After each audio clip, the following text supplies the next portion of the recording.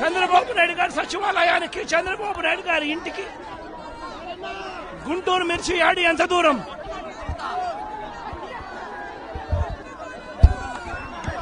సచివాలయానికి,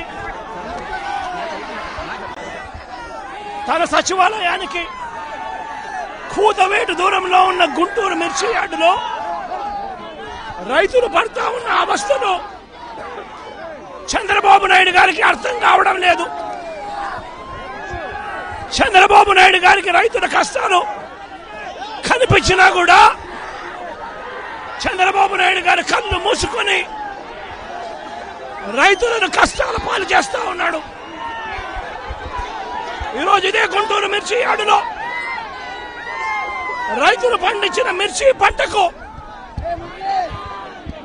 కనీసం 10-11 వేల రూపాయల డబ్బులు కూడా రావడం లేదు. రైతులు కష్టపడి తాము పండించిన పంటను అమ్ముకోలేని పరిస్థితిలో రైతులు ఈరోజు ఉన్నారు. రైతులకు ఈరోజు ఒకవైపు తెగుళ్ల వల్ల రైతులకు ఇవాళ పంట కూడా మామూలుగా 20 క్వింటాళ్ల పైన రావాల్సిన పంట ఈరోజు 10-15 క్వింటాళ్ళకే పడిపోయిన పరిస్థితులు కనిపిస్తా ఉన్నాయి. మరోవైపున రేటు చూస్తే నిరుడు సంవత్సరం అంటే వైఎస్ఆర్సీపీ ప్రభుత్వ హయాంలో 21,000 నుంచి 27,000 రూపాయలు పలికిన పంట ఈరోజు కేవలం 10-11 వేల రూపాయలు కూడా కొనే నాథుడు లేడు. రైతులకు పెట్టుబడి ఖర్చులు కనీసం 1,50,000 రూపాయల నుంచి 2 లక్షల రూపాయలు ఖర్చు అవుతా ఉంది. అమ్ముకోలేని పరిస్థితిలో, రేటు లేని పరిస్థితిలో, ఒకవైపున పంట తెగుళ్ల వల్ల పంట ఈల్డ్ కూడా తగ్గిన పరిస్థితుల్లో రైతు ఈరోజు బ్రతకడానికి కష్టపడతా ఉన్న పరిస్థితి.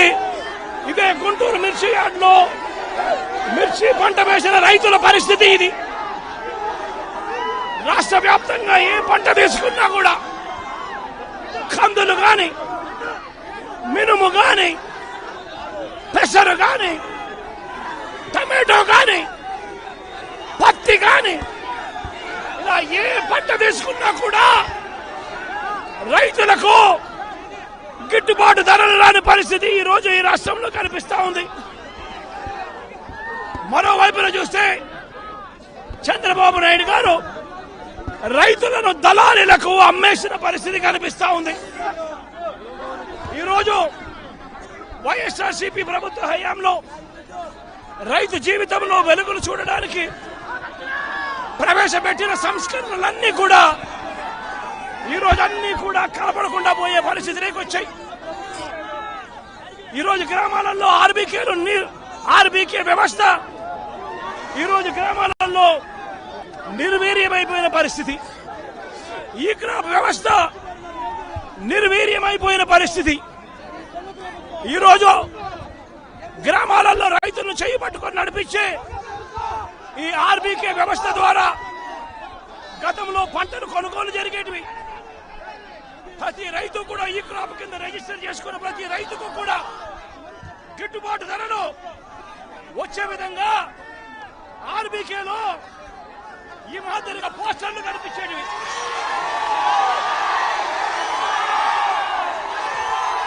ప్రతి ఆర్బీకేలో కూడా ఈ మాదిరిగా పోస్టర్లు కనిపించేవి. ఈ గిట్టుబాటు ధరల కంటే కూడా తక్కువ రేటుకు ఏ రైతు అమ్ముకోవాల్సిన పరిస్థితి వచ్చేది కాదు. ఒకవేళ అమ్ముకోవాల్సిన పరిస్థితి ఏ రైతుకైనా ఉంటే ఆ రైతు ఆర్బీకేకి వచ్చి రిజిస్టర్ చేసుకుని 1907కు ఫోన్ చేస్తే చాలు, ఆ రైతులకు వెంటనే ప్రభుత్వం జోక్యం చేసుకుని పంటలు కొనుగోలు చేసే పరిస్థితి.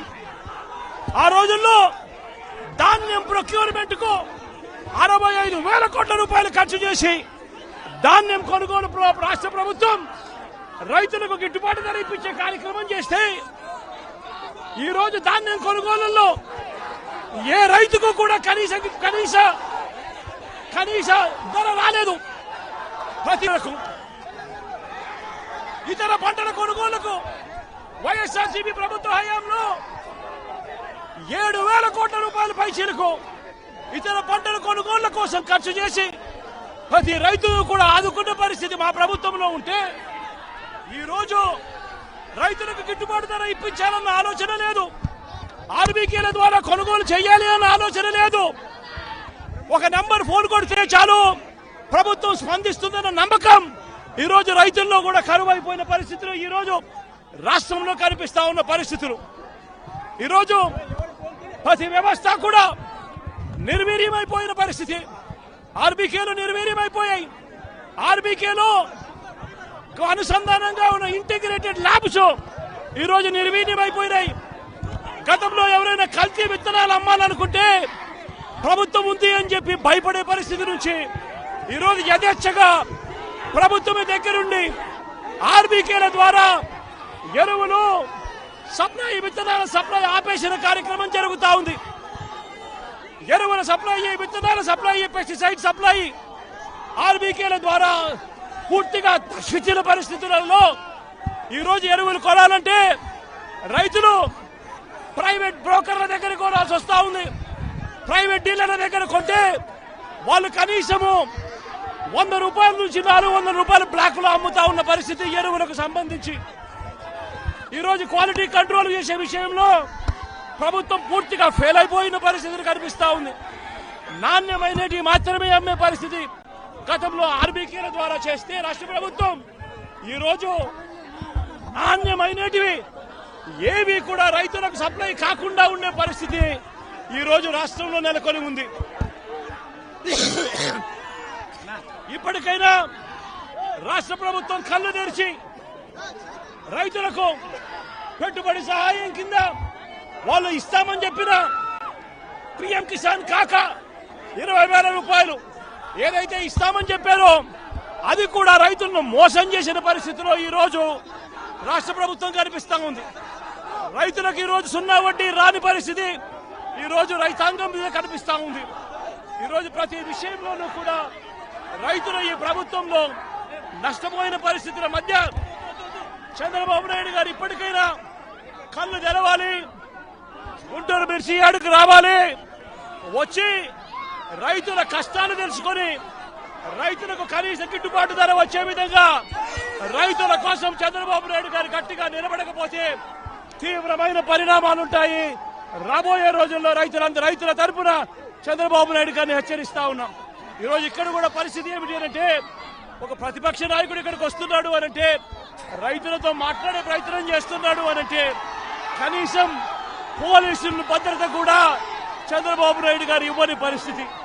నేను ఇదే చంద్రబాబు నాయుడు గారికి చెప్తా ఉన్నా, ఎల్లకాలం ఈ ప్రభుత్వం ఉండదు.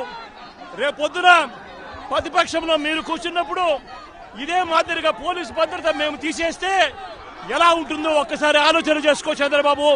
నువ్వు చేస్తా ఉన్నది కరెక్టా కాదా అన్నది కూడా ఒకసారి ఆలోచన చేసుకోమని చంద్రబాబు నాయుడు గారికి ఈ సందర్భంగా గట్టిగా చెప్తా ఉన్నాం, విజ్ఞప్తి చేస్తూ.